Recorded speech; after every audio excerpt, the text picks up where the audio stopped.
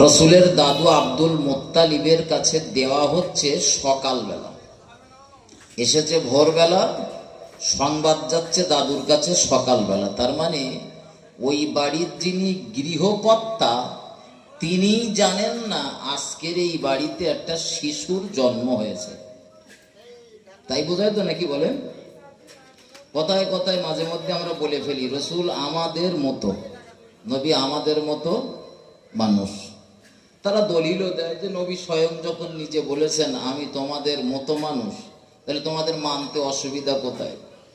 আমি অস্বীকার করছি না যে নবী আমাদের মতো মানুষ, কারণ আমাদের মতো রসুলুল্লাহর দুটো হাত ছিল, দুটো পা ছিল, তিনি আমাদের মতো কথাবার্তা বলতেন, খাওয়া দাওয়া করতেন, বিবাহ করেছিলেন, সন্তান জন্ম দিয়েছিলেন, সব আমাদের মতো।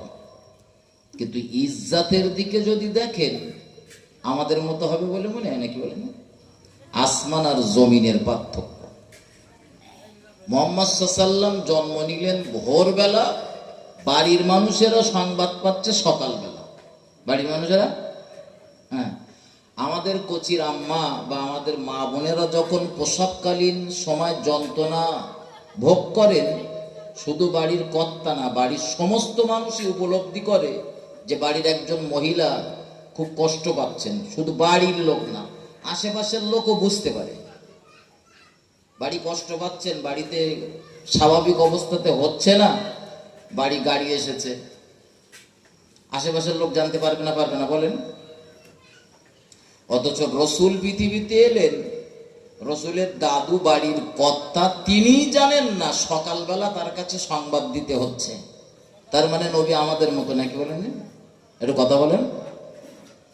মুহাম্মদ সাল্লাল্লাহু আলাইহি ওয়াসাল্লাম পৃথিবীতে এসেছেন মায়ের গর্ভ থেকে। আমিনা বলছেন যে আমার বেটা মুহাম্মদ সাল্লাল্লাহু আলাইহি ওয়াসাল্লাম আমার গর্ভে থেকে খাতনা করা অবস্থাতেই পৃথিবীতে এসেছেন।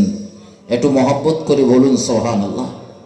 আর আমি যখন জন্ম নিয়েছিলাম, একটু বয়স হওয়ার পরে আমার আব্বা হোক, মা হোক, আর পরিবারের যে কেউ হয় ডাক্তার নইলে হাজাম ডেকে অপারেশন অথবা খাতনার ব্যবস্থা করেছিল। তাহলে আমার আর রাসূলুল্লাহর ইজ্জত এক বলে মনে হচ্ছে নাকি বলেন? আমার নবীর ইজ্জত আল্লাহ যাত্রার দেখাবে না।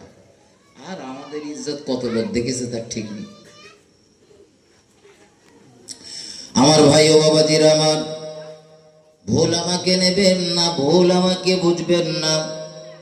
আল্লাহ পাকের নবী জনাবে মুহাম্মদুর রাসূলুল্লাহ সাল্লাল্লাহু আলাইহি ওয়াসাল্লাম সোমবারের দিন সুবহে